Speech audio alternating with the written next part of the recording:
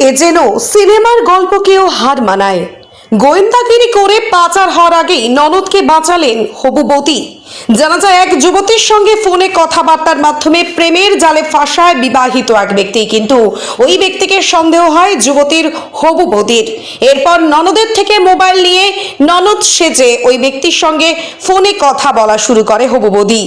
এরপর আজ কোচবিহার শহরের এনবিএসটিসির বাস স্ট্যান্ড থেকে অভিযুক্ত ব্যক্তিকে আটক করে তারা।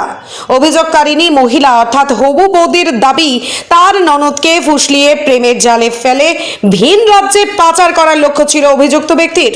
দিন কয়েক আগেও ফালাকাটার একটি হোটেল থেকে ননদকে উদ্ধার করে তার হবু বৌদি। তারপরই ননদের ফোন থেকে অভিযুক্ত ব্যক্তির সাথে কথা বলেন হবু বৌদি, আর সেই মতো তাকে ধরার জন্য ছক কষে কোচবিহার সরকারি বাস স্ট্যান্ডে আসে তিনি এবং তার হবু স্বামী। পাকড়াও করেন ওই ব্যক্তিকে।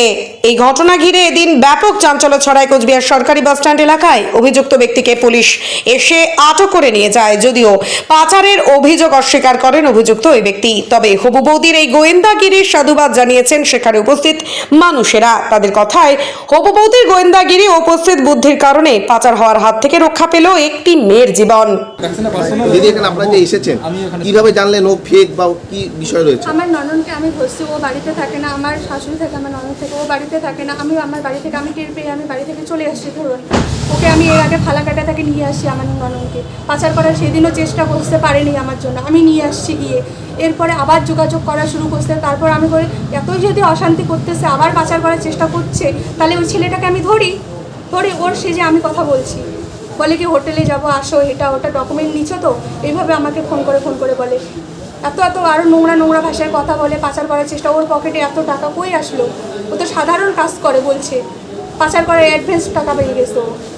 এখন আপনাদের কথা হচ্ছে, আপনারা বের করুন ও কোথায় পাচার করবে, কি ব্যাপার। মানে আপনার অভিযোগ প্রেমের প্রলোভন দেখিয়ে পাচার করার চেষ্টা করছে। না, আপনার ননদের সাথে কিভাবে পরিচয় হলো? কতদিন আগে পরিচয়? এটা ওনাকে বলুন।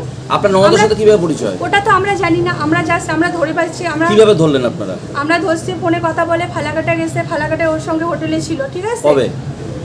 কত তারিখ ছিল সেদিন? 2-3 দিন আগে। 2-3 দিন আগে। এখন আপনাদের কাছে কোথায় আজকে? হ্যাঁ, ওর বাড়িতে আছে, আমরা নিয়ে আসবো, ওকেও নিয়ে আসবো। আজকে এখানে কিভাবে আসলেন? আজকে ও আমাকে ফোন করে, জানে না যে আমি ওর বৌদি হই। ওর হিসাবে আমি কথা বলি, কি খারাপ কথা বলে। আমি শুধু হ্যাঁ মিলিয়ে আসছি ওকে ধরার জন্য। আমি যা বলছি শুধু আজকে এইভাবেই আসছি আমি। আচ্ছা, কোথায় যাওয়ার কথা ছিল? ওনাকে কি বলেছিলেন? আজকে উনি জানি না কোথায় যাওয়ার কথা ছিল, অ্যাকচুয়ালি বলছিল কেরালা নিয়ে যাবে আপনাকে। হ্যাঁ, আমাকে না, আমার ননদকে কেরালা নিয়ে যাবে। আপনার ননদের ফোন কি আপনারা নিয়ে নিয়েছেন? হ্যাঁ, নিয়েছি। কবে নিয়েছেন? আমরা ফোন নিয়েছি পরশু। ওর সাথে কিভাবে পরিচয় হলো? ওটা উনি বলবে। কতদিন আগে পরিচয়? সেটা তো আমরা জানি না। ওটা ফালাকাটাতে হোটেলে গেল, তখন বাড়ির লোক কি জানতো না? আমি, ওর দাদা বাড়িতে থাকে না, আমি আমার বাড়িতে থাকি, আমার বাপের বাড়িতে থাকে। আমাদের যেহেতু বিয়ে হয়নি, ওর দাদা বাড়িতে থাকে না। তো আমি টের পেয়ে আসছি, বলছে বাড়ি থেকে মেয়ে নেই। আমি ফালাকাটা ধরুন ওর নননকে ফোন করে লোকেশনটা ট্র্যাক করে নিয়ে আসছি। ফালাকাটায় হোটেলে যান, পাওয়া যাবেন হিস্টোরি সহ। মেয়েরা বাড়িতে কি মেয়েটার বাড়িতে মেয়ের বাচ্চা আছে, দুটো ছোট বাচ্চা আছে। ওই বাচ্চাকে মেয়ে মানে বিবাহিত। ওর স্বামী কোথায় থাকে? স্বামীর বাড়িতে থাকে। বাড়িতে থাকে? ওর জন্য আজকে ওদের স্বামী স্ত্রীর মধ্যে অ্যাফেয়ার চলছে। মেয়েটা বাড়ি কোথায়? মেয়েটা ননদের বয়স কত? ননদের বয়স 24 বয়স হবে। বাড়ি কোথায় বললেন? ওর শ্বশুর বাড়ি হচ্ছে মাথাভাঙা, আর বাপের বাড়ি হচ্ছে বামনহাট। তাহলে এই অ্যাফেয়ারটা কি বাপের বাড়ি থেকে চালাতো? হ্যাঁ। ও কি এখন বাপের বাড়িতে থাকে? এখন শ্বশুর বাড়িতে আমরা পাঠিয়ে দিয়েছি। ঠিক আছে, ফোনটা কবে নিলেন? ফোনটা আমি পরশুদিন নিয়েছি। তারপর থেকে আপনি কথা বলে আজকে এখানে এসেছেন, তাই তো? আপনার নাম? আমার নাম চন্দনা সরকার। আপনাকে যখন উনি দেখলো, দেখে কি হলো? দেখে ওকে দাদাকে দেখছে, ছুটে পালাচ্ছে। আমাদের বাস স্ট্যান্ডের যে দাদারা আছে ওনারা হেল্প করছে। ওর যদি দোষ না থাকে ও কেন ছুটে পালাবে? আমরা তো ওকে মারতাম না, আমরা মারিও নেই, পাবলিকে মারছে। আমরা কোনো ওর গাতে হাত তুলি নেই, পাবলিকে মারছে। আমরা আসছি, ও ছুটে পালালো আমাদের দিকে, দাদারা ধরছে। ওইদিকে একটা হোটেলে লুকায় ছিল, দিয়ে দরজা চাপায় লাগাই দিচ্ছে। আপনার নাম? আমার নাম চন্দনা সরকার। পাচার করা আমি এগুলো জানি না।